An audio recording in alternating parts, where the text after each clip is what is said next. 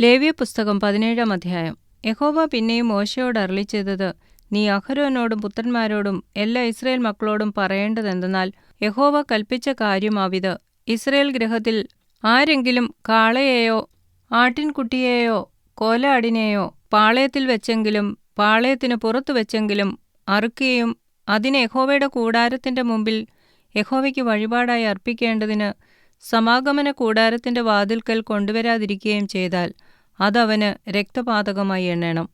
അവൻ രക്തം ചൊരിയിച്ച് ആ മനുഷ്യനെ അവന്റെ ജനത്തിന്റെ നടുവിൽ നിന്ന് ഛേദിച്ചു കളയണം.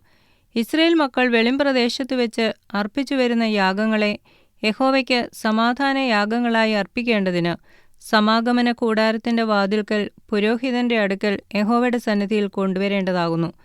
പുരോഹിതൻ അവയുടെ രക്തം സമാഗമന കൂടാരത്തിന്റെ വാതിൽക്കൽ യഹോവയുടെ യാഗപീഠത്തിന്മേൽ തളിച്ച് മേദസ്സ് യഹോവയ്ക്ക് സൗരഭ്യവാസനയായി ദഹിപ്പിക്കണം. അവർ പരസംഗമായി പിന്തുടരുന്ന ഭൂതങ്ങൾക്ക് ഇനി തങ്ങളുടെ ബലികൾ അർപ്പിക്കരുത്. ഇത് തലമുറ തലമുറയായി അവർക്ക് എന്നേക്കുമുള്ള ചട്ടമായിരിക്കണം.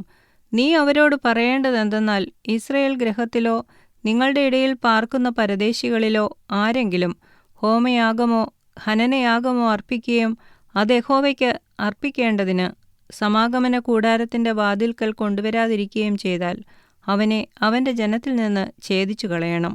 ഇസ്രായേൽ ഗൃഹത്തിലോ നിങ്ങളുടെ ഇടയിൽ പാർക്കുന്ന പരദേശികളിലോ ആരെങ്കിലും വല്ല രക്തവും ഭക്ഷിച്ചാൽ, രക്തം ഭക്ഷിച്ചവന്റെ നേരെ ഞാൻ ദൃഷ്ടിവെച്ച് അവനെ അവന്റെ ജനത്തിന്റെ ഇടയിൽ നിന്ന് ഛേദിച്ചു കളയും. മാംസത്തിന്റെ ജീവൻ രക്തത്തിലല്ലോ ഇരിക്കുന്നത്. യാഗപീഠത്തിന്മേൽ നിങ്ങൾക്കു വേണ്ടി പ്രായശ്ചിത്തം കഴിപ്പാൻ ഞാൻ അത് നിങ്ങൾക്ക് തന്നിരിക്കുന്നു. രക്തമല്ലോ ജീവൻ മൂലമായി പ്രായശ്ചിത്തമാകുന്നത്. അതുകൊണ്ടത്രേ നിങ്ങളിൽ യാതൊരുത്തനും രക്തം ഭക്ഷിക്കരുത്, നിങ്ങളുടെ ഇടയിൽ പാർക്കുന്ന പരദേശിയും രക്തം ഭക്ഷിക്കരുത് എന്ന് ഞാൻ ഇസ്രായേൽ മക്കളോട് കൽപ്പിച്ചത്.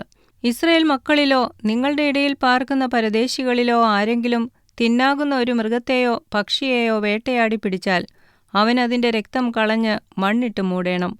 സകല ജഡത്തിന്റെയും ജീവൻ അതിന്റെ ജീവാധാരമായ രക്തം തന്നെ. അതുകൊണ്ടത്രേ ഞാൻ ഇസ്രായേൽ മക്കളോട് യാതൊരു ജഡത്തിന്റെ രക്തവും നിങ്ങൾ ഭക്ഷിക്കരുത് എന്ന് കൽപ്പിച്ചത്. സകല ജഡത്തിന്റെയും ജീവൻ അതിന്റെ രക്തമല്ലോ. അത് ഭക്ഷിക്കുന്നവനെയെല്ലാം ഛേദിച്ചു കളയണം. താനെ ചത്തതിനെയോ പറിച്ചു കീറിപ്പോയതിനെയോ തിന്നുന്നവനൊക്കെയും സ്വദേശിയായാലും പരദേശിയായാലും വസ്ത്രമലക്കി വെള്ളത്തിൽ കുളിക്കുകയും സന്ധ്യവരെ അശുദ്ധനായിരിക്കുകയും വേണം.